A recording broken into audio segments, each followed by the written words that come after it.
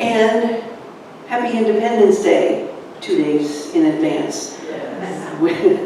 2 more days and we get to celebrate 4th of July.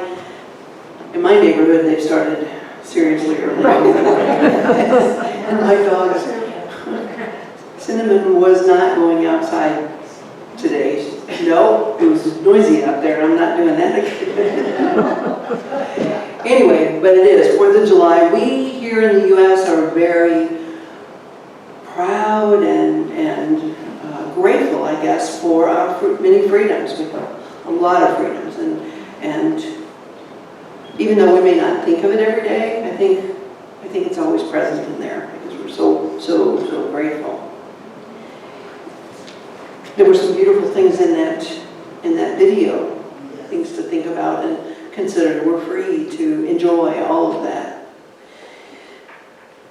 You may have noticed the talk title, it's Free to Be. Often you'll see to be free, but this is free to be. Something for you just to consider for a moment. I'd like for you just to think about if I were to ask you, what comes to mind when you think about yourself and you say free to be? And it could have been any of those things there. It could be free to be enjoying being with my family. It could be free to be able to easily, without any guard stations or anything, travel around this nation. You know, we don't have censure for going from one state to another. We're free to travel. We have many, many, many freedoms. Free to be. A freedom I wasn't even aware of occurred this past week. I've mentioned Cinnamon. Cinnamon is my dog of 1.5 years now, and he's coming along in his training, so he's gotten to be a much nicer house pet now. so homework to do for a while, and yet there are still a few things that he is just adamant about. He's not giving up. Getting in the trash can is one of those things. I have 2 trash cans that cause a problem in my house that if he gets into them. One is in the kitchen and it's in the pantry. I can close the door, so as long as I remember to close the door, we're fine with that one. The one in the bathroom, however, of course, wasn't a problem until Cinnamon came along.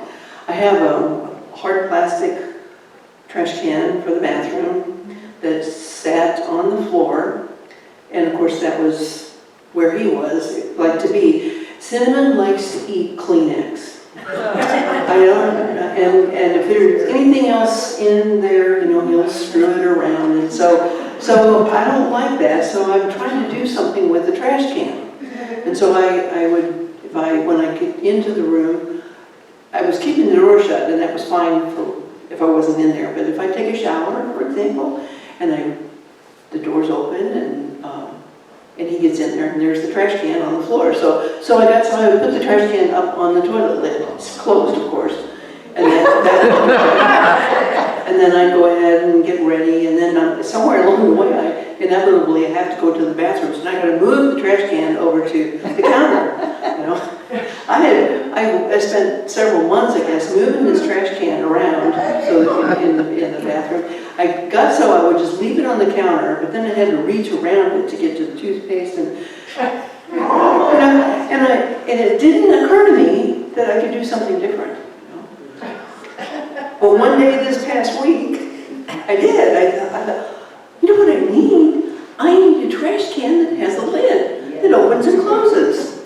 So I don't run, but I walk into the living room and I sit down and I open up Amazon and start checking, and sure enough, for like $25, I got ordered this real cute little stainless steel trash can. Got a pedal. You push on it, the lid comes up, and you take your foot off, and it goes down slowly. It was the coolest thing. And so I am happy as a lark. Why did it take me so long to think of that? Well, I considered that after. What is wrong with me? Why am I moving things around? And you know, they say that if you put a frog, try to put a frog in boiling water, it'll jump out. If you were to put a frog, I would not try to put a frog in boiling water. No frogs were hurt in this. But if you put a frog in cool water and turn up the heat slowly, it won't recognize that there's anything wrong and will just stay in there until it dies. So I think we as humans kind of get used to, what do I need to do to adapt? What do I need to switch here so that I can make this work? There's that tendency. Then there's also, I recognize within myself, I have this, well, if it isn't broke, don't fix it kind of thing. There's nothing wrong with the trash can. It's the one I had. So it didn't occur to me to replace it. And then, of course, we're supposed to be good stewards and all that kind of thing. So, but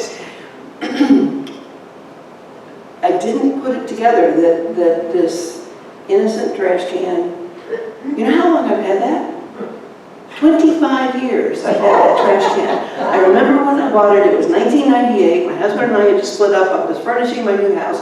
It is a tan, kind of marble look, hard plastic trash can. I like it, but it looks just about the same now as it did when I bought it 25 years ago, so it didn't occur to me to replace it. However, I got my money's worth. I can replace it.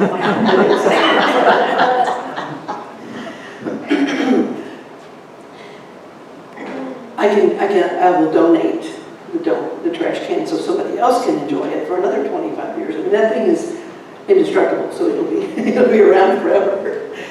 But anyway, I'm happy with my new trash can. I was slow to realize what my situation was because I wasn't recognizing that I get to choose my experience. That's a freedom that I have, but I wasn't exercising it. And it took me until I was really getting irritated with shuffling this thing around that wait a minute. And I see that that happens. We have old beliefs and thoughts that we've held on to for a long time, and they will cause us to behave in ways that may not allow us to be as free as we would like. Turns out I was free to be peaceful when I replaced the trash can. It was good. So how often are we bound by our beliefs and thinking? We rely, excuse me, a lot on the awareness of the importance of our thinking here in Unity. Our third basic principle is that we understand that where our attention, where our attention goes, where we put our thoughts, that's where energy goes, and that's likely how the lives we're going to create by putting our thinking and our attention there. So, so thinking is very important. Karen mentioned that Butterworth is a favorite author, also of mine, and another favorite author, sorry, is Emily Cady. How many of you have read Lessons in Truth? Yeah, many of you, excellent. Emily Cady wrote a series of articles, you probably know, for the Fillmores back in the day. She was a doctor, great writer. In my opinion, she is laser sharp with her writing. It's clear, understandable, inspirational. I find that I'm inspired. I mean, even just rereading chapter 1 in this, I found myself inspired again. So, powerful writer. Chapter 1 in her book, Lessons in Truth, is liberty or bondage, which we get to choose. Liberty, of course, is another word for freedom. And bondage is, I was bound to old ideas for the longest time. Liberty or bondage? Do we want to have freedom, or do we want to allow ourselves to stay in that same place? So if going through chapter 1, again, rereading it, I saw that very first on the list was in this chapter and throughout the whole book, what she emphasizes is our recognition and understanding and acceptance of the fact that we are spiritual beings, that we have that divinity within us. We have a divine identity. So that is all important in our lives, in her writing, that comes out loud and clear. That's true for her. So one of the first things that she says is that doing is secondary to being. And even though it's been over 100 years since she wrote her book, I think our society is still really focused on doing. What have you accomplished? What can you accomplish? Didn't you do anything on your vacation? Some people after COVID were, didn't you do anything? You just sat? Yeah, pretty much just sat. So this emphasis on doing, and she says doing is secondary to being. Being is harder. It's harder. She recommends that the way to become better at this acknowledgement and knowledge of who we are, what we have, is that we should be meditating regularly, every day. And she says, when starting meditation, do it not for yourself or your finances, but to get all your thoughts centered on God and your relation to Source.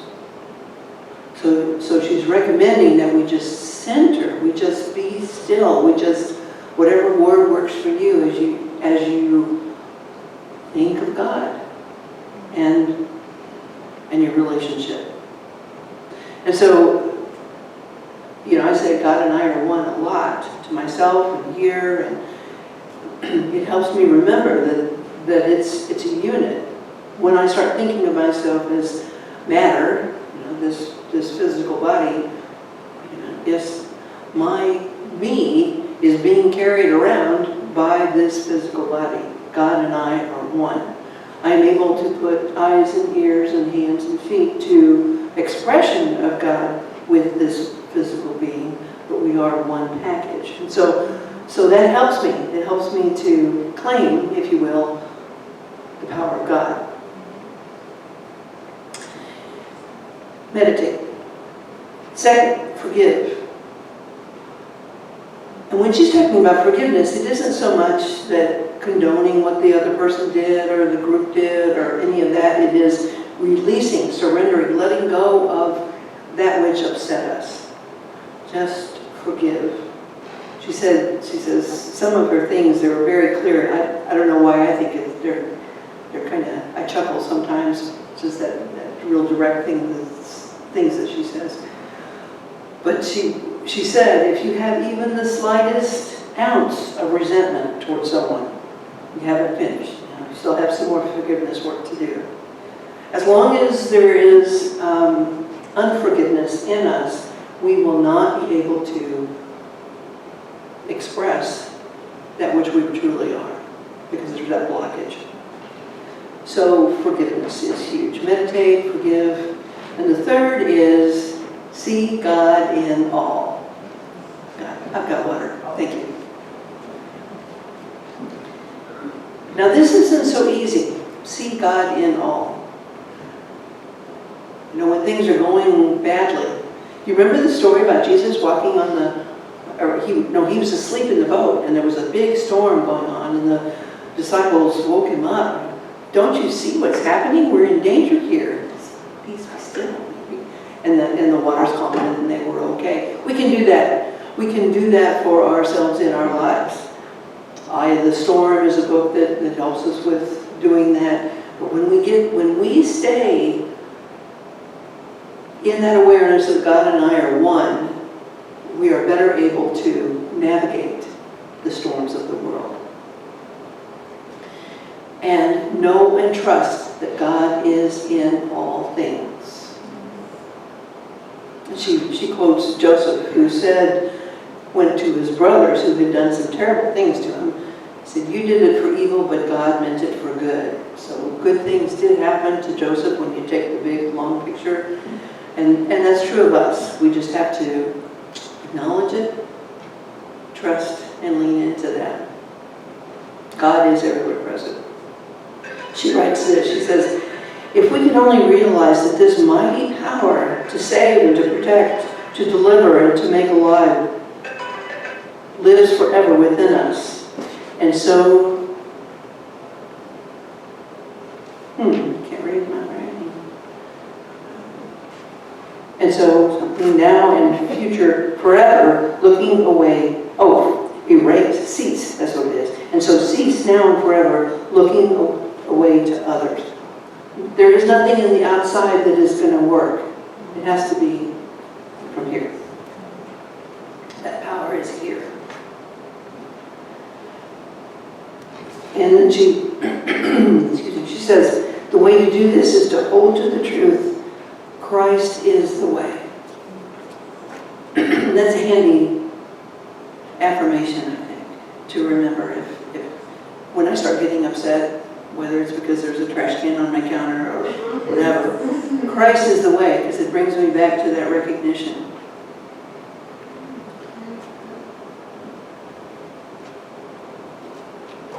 So, we are open, where is this? Oh, it's in here, okay. So we know with the lid was a divine idea. Not a sophisticated one, but one that brought a smile to my face and continues to bring smiles to my face when I go in and the trash can's on the floor.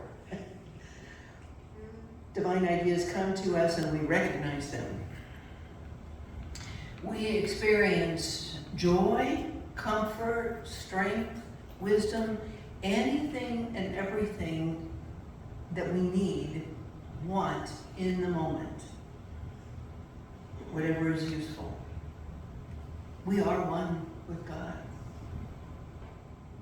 This beingness, this free to be, is ours for the taking. There's, I'm on a prayer list.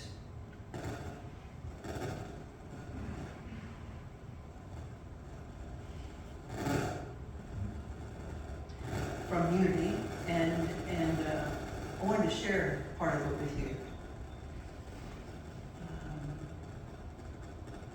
This is from Reverend John Bierman from Florida. He calls it affirm your independence.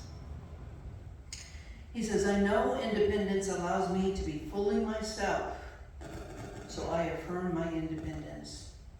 Through the understanding of my oneness with God, I pray for a fuller expression of independence. My independence to think and act for myself.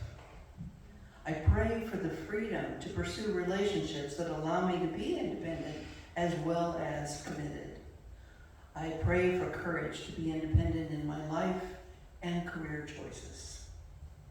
I pray that no circumstance, situation, or person will dissuade my ability to be fully me. God's loving presence supports me as I claim my freedom to act and be who I truly am.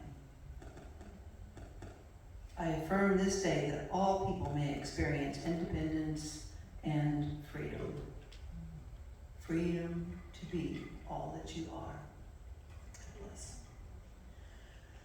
Let's take this into our contemplative time, and we'd like to use the Lord's Prayer as a way of moving into meditation. So if you're comfortable doing so, please close your outer eyes and join together as we pray the Lord's Prayer. Our Father, which art in heaven, hallowed be thy name. Thy kingdom come, thy will be done, on earth as it is in heaven.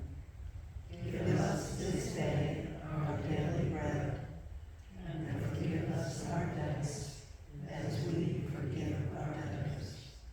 And lead us not in temptation, but deliver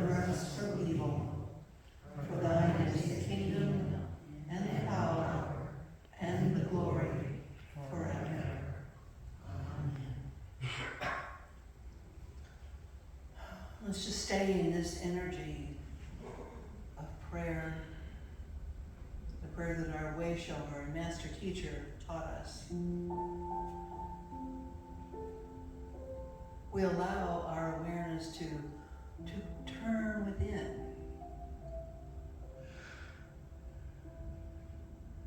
so that we can discover once again that quiet space, that sacred space, that meeting ground that Charles Fillmore used to call the heart space, meeting ground of the sacred and us, human and divine. God and I are one. We allow ourselves to experience that, fully experience that this morning. In this quiet space of thinking about God and our relationship,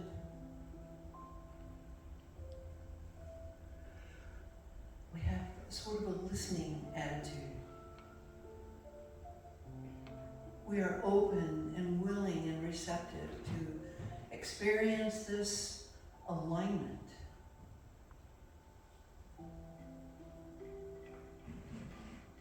We speak from this divine identity. We listen from this divine identity. Our eyes see through Christ's eyes.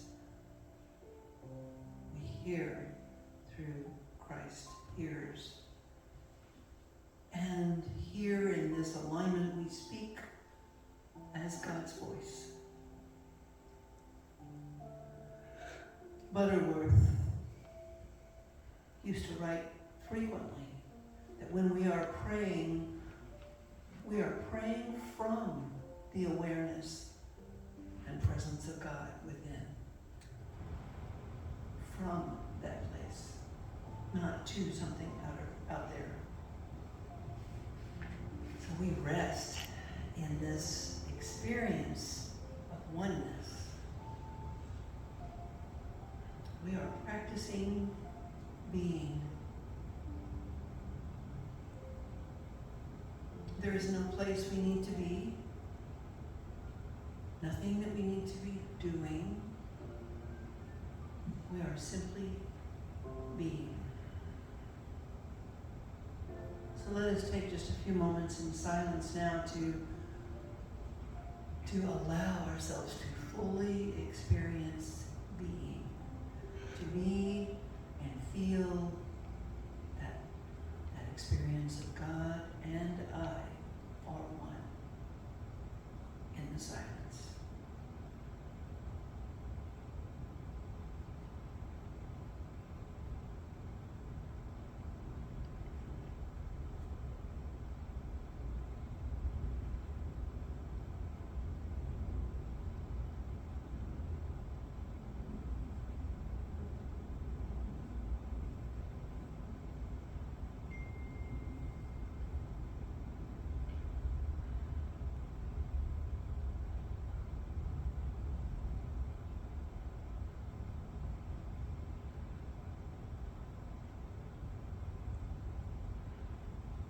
As we have experienced this oneness, this presence, what we know and what we're grateful for is that we are allowing our bodies to sit and be restored.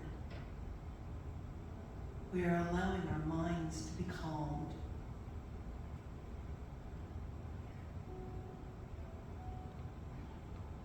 We rest. We are rejuvenated, renewed, energized. Each and every time we come apart for a while to do this, to practice being, to meditate, to be at one, to align with that divine identity, we come closer and closer to the blueprint of perfect humanness that we were created in. We are healed. We are made clear. speak and see with love. We have calmer, more peaceful, healthier abundance to go out into the world and to be, to express the truth of who and what we are.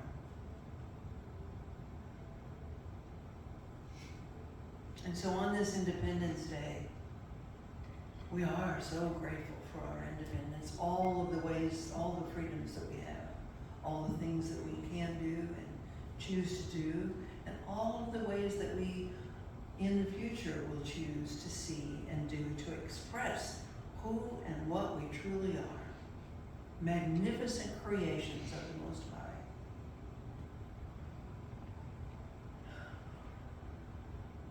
From this awareness, from these truths, we go out into the world to express that divine identity, in beauty, in love,